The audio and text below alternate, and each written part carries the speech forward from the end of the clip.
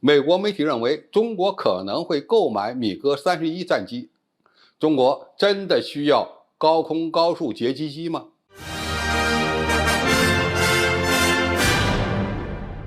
观众朋友、网友朋友，大家好，我是付先少。近日，美国媒体《军事观察》杂志发表了一篇中国可能采购米格31战机的设想文章。作者认为，米格31这款重型双发高空截击机可能是中国空军的新选择。作者称，当初中国空军引进苏27战斗机，就其整体空中作战能力而言，仅次于米格31截击机。来自英国智库的一份报告表明，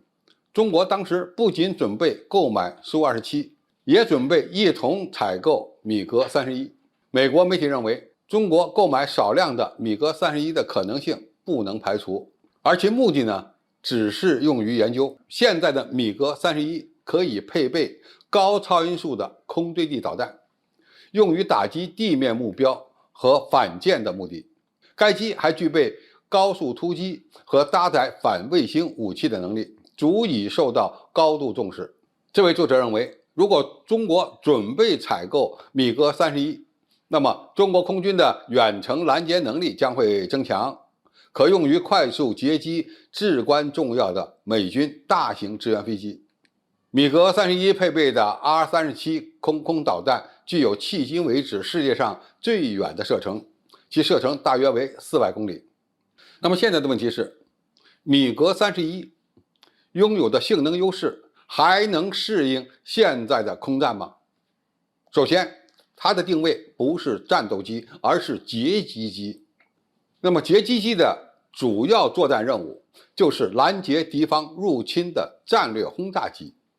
由于它的飞行速度比较快，航程相对也比较远，因此能够快速的前出到战区，对敌方的大型目标发动攻击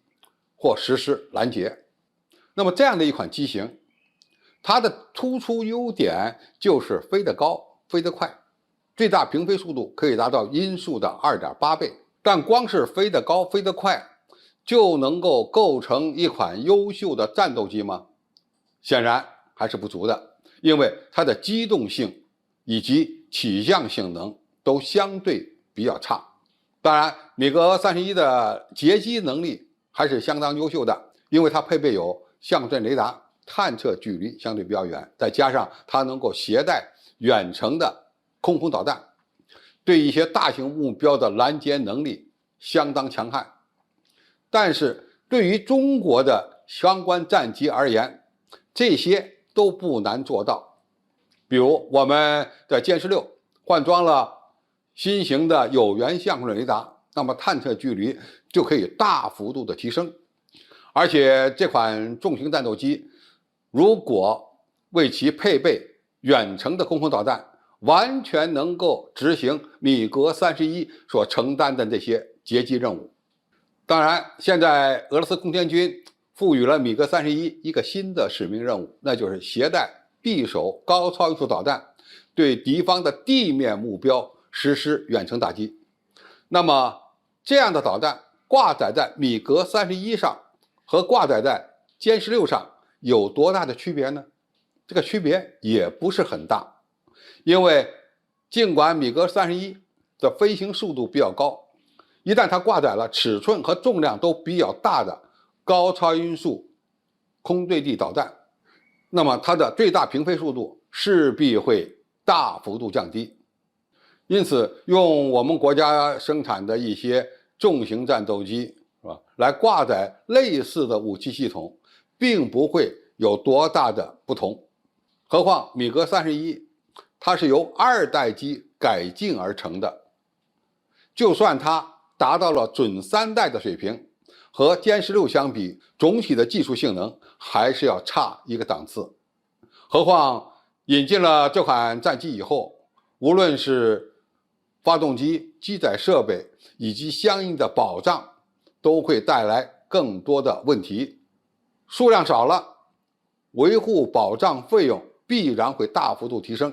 数量大了，对我们国家而言，到底有多大作用，这必须认真考虑的。实际上，美国媒体和英国智库所透露的相关信息，并不准确。中方在当年引进苏27战斗机的时候，并没有考虑米格31，因为它不符合中国空军当时的需要。那么还有一个问题呢，就是米格31这款相对比较老的截击机，它不具有隐身能力。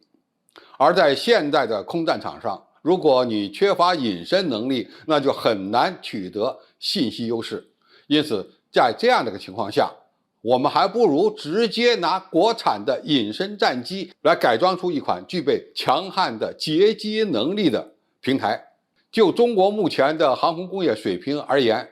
我们都完全有能力开发出来，只不过最终的开发要取决于中国空军和海军航空兵的需要。好，今天的评述就到这里，谢谢大家收看，我们下期再见。